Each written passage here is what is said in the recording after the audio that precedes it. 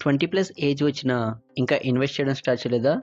ఒకవేళ స్టార్ట్ చేద్దాం అనుకున్న ప్రతిసారి స్టాక్స్, మ్యూచువల్ ఫండ్స్ లేదా ఈటీఎఫ్స్ దేనిలో ఫస్ట్ ఇన్వెస్ట్ చేయాలని కన్‌ఫ్యూజ్ అవుతున్నారా? Don't worry. ఈ వీడియో చివరి వరకు చూస్తే మీ కన్‌ఫ్యూజన్‌కి ఫుల్ క్లారిటీ వచ్చేస్తుంది.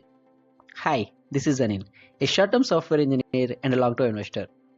మెయిన్ వీడియో స్టార్ట్ చేయడానికి ముందు ఒక ఇంపార్టెంట్ క్వశ్చన్ క్లియర్ చేసుకుందాం. Why to invest? అసలు ఇన్వెస్ట్‌మెంట్ ఎందుకు చేయాలి? స్టాక్స్, మ్యూచువల్ ఫండ్స్, ఈటీఎఫ్స్‌లో మనీ పెట్టడం అంటే రిస్క్ కదా! దానికన్నా ఏ ఎఫ్‌డిఓ, ఆర్‌డిలోనే మనీ పెడితే గ్యారంటీ రిటర్న్స్ వస్తాయని చెప్పి చాలామందికి డౌట్ ఉంటుంది. ఈ ఆలోచనలో తప్పులేదు. ఎఫ్‌డి, ఆర్‌డిలో మీ మనీ 100% సేఫ్‌గా ఉంటుంది. కానీ ఇన్‌ఫ్లేషన్ అనే ఒక సైలెంట్ ప్రాబ్లమ్ వల్ల మనకి తెలియకుండా ప్రతిరోజు మన మనీ వాల్యూ కొంచెం కొంచెంగా తగ్గిపోతుంది. ఫర్ ఎగ్జాంపుల్, ఇప్పుడు 100 రూపీస్‌తో కొన్న వస్తువుని ఇంకో 10 ఇయర్స్ తర్వాత సేమ్ ప్రైస్‌తో కొనలేము. ఇదే ఇన్‌ఫ్లేషన్.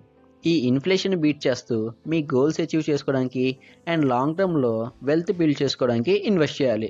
ఇన్వెస్ట్‌మెంట్‌ని ఎప్పుడు ఫియర్‌తో కాదు, ఎందులో ఇన్వెస్ట్ చేస్తున్నాం, ఎందుకు ఇన్వెస్ట్ చేస్తున్నాం అనే ఒక క్లారిటీతో స్టార్ట్ చేయాలి.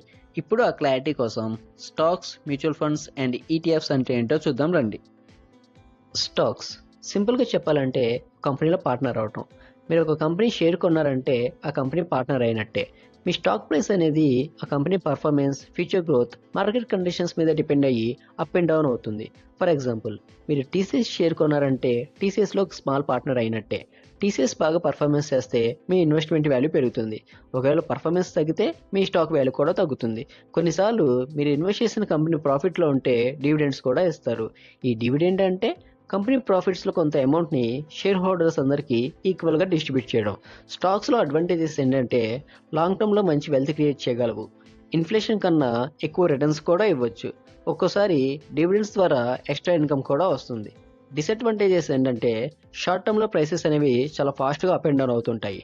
ప్రాపర్ నాలెడ్జ్ లేకుండా ఇన్వెస్ట్ చేస్తే లాస్లోకి వెళ్ళొచ్చు.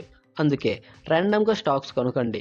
మీరు ఒక స్టాక్ కొనాలనుకుంటే ఫస్ట్ ఆ కంపెనీ గురించి తెలుసుకోండి. దాని బిజినెస్ ఏంటి, ప్రాఫిట్స్ ఎలా ఉన్నాయి, ఫ్యూచర్ గ్రోత్ ఉందా లేదా, ఇలాంటివన్నీ అనాలిసిస్ చేసి అప్పుడే ఇన్వెస్ట్ చేయండి. అండ్ మొత్తం మనీ ఒకే స్టాక్లో ఎప్పుడు పెట్టకండి.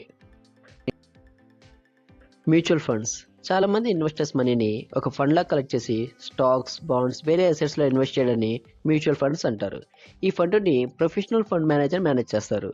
ఫండ్ మేనేజర్ జాబ్ ఏంటంటే మన తరపున మార్కెట్ని అబ్జర్వ్ చేసి ఏ కంపెనీలో ఎంత ఇన్వెస్ట్ చేయాలో డిసైడ్ చేస్తారు. ఇలా మన మనీ మేనేజ్ చేస్తున్నందుకు అండ్ ఫండ్ టైప్ని బట్టి వాళ్ళు 0.5 నుంచి 2% వరకు కమిషన్ తీసుకుంటారు. Advantages of mutual funds. Number 1, beginner friendly. Stock market గురించి ఫుల్ నాలెడ్జ్ లేకపోయినా ఇన్వెస్ట్ చేయొచ్చు. మీ తరపున research and analysis fund manager చేస్తారు. మీరు జస్ట్ ఇన్వెస్ట్ చేస్తే సరిపోతుంది. అందుకే మ్యూచువల్ ఫండ్స్ని బిగినర్ ఫ్రెండ్లీగా కన్సిడర్ చేయొచ్చు. Number 2, diversification. మన మనీ చాలా కంపెనీస్లో ఇన్వెస్ట్ అవుతుంది కాబట్టి రిస్క్ స్ప్రెడ్ అవుతుంది. కొన్ని కంపెనీస్ సరిగ్గా పర్ఫార్మెన్స్ అయిపోయినా మిగతా కంపెనీస్ బ్యాలెన్స్ చేస్తాయి. Number 3, SIP and compound power.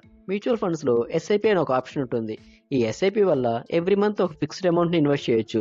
And compound interest వల్ల మీకు వచ్చిన రిటర్న్స్ మీద కూడా రిటర్న్స్ వస్తాయి. అండ్ లాంగ్ టర్మ్లో మీరు ఇన్వెస్ట్ చేసిన మనీ కన్నా రిటర్న్సే ఎక్కువగా ఉంటాయి. Disadvantages of mutual funds. Number 1, mutual ఫండ్స్లో కూడా రిస్క్ ఉంటుంది, కానీ స్టాక్స్తో కంపేర్ చేస్తే చాలా తక్కువ రిస్క్ ఉంటుంది. నెంబర్ 2, మ్యూచువల్ ఫండ్స్ సేఫే అనుకొని ర్యాండమ్ ఫండ్స్లో ఇన్వెస్ట్ చేయకండి. ఒకవేళ మీరు ఇన్వెస్ట్ చేసే ఫండ్ మేనేజర్ మీ ఫండ్స్ని కరెక్ట్ కంపెనీస్లో ఇన్వెస్ట్ చేయకపోతే మీ ఫండ్ రిటర్న్స్ చాలా తక్కువ ఇవ్వచ్చు. ఒక్కోసారి లాస్లో కూడా వెళ్ళొచ్చు. అందుకే అనాలిసిస్ చేసి మంచి ఫండ్ని సెలెక్ట్ చేసుకోవడం important. ETF, exchange traded fund. సింపుల్గా చెప్పాలంటే ETF equal to mutual funds plus stocks. ఈటీఎఫ్స్లో మ్యూచువల్ ఫండ్స్ లాగా మల్టిపుల్ కంపెనీస్లో ఇన్వెస్ట్ చేయొచ్చు. అండ్ స్టాక్స్ లాగా మార్కెట్ అవర్స్లో బై అండ్ సెల్ చేయొచ్చు. మోస్ట్ ఈటీఎఫ్స్ ఒక ఇండెక్స్ని ఫాలో చేస్తాయి. For example, Nifty 50 index ETF. మీరు నిఫ్టీ 50 ఈటీఎఫ్ కొన్నారు అంటే ఒకేసారి ఇండియాలోని టాప్ 50 కంపెనీస్లో ఇన్వెస్ట్ చేసినట్టే. Advantages of ETF. నెంబర్ 1, లో చార్జెస్. ఈటీఎఫ్కి ఫండ్ మేనేజర్ ఉండరు కాబట్టి ఎలాంటి కమిషన్ అవసరం లేదు. Just minimal broker and government charges తప్ప. Number 2, diversification.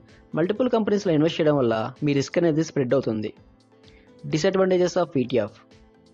ఈటీఎఫ్ ప్రైస్ అనేది మార్కెట్ అవర్స్లో అప్ అండ్ డౌన్ అవుతుంది కాబట్టి బిగినర్స్ కూడా లాంగ్ టర్మ్ మైండ్ సెట్తోనే ఇన్వెస్ట్ చేయాలి.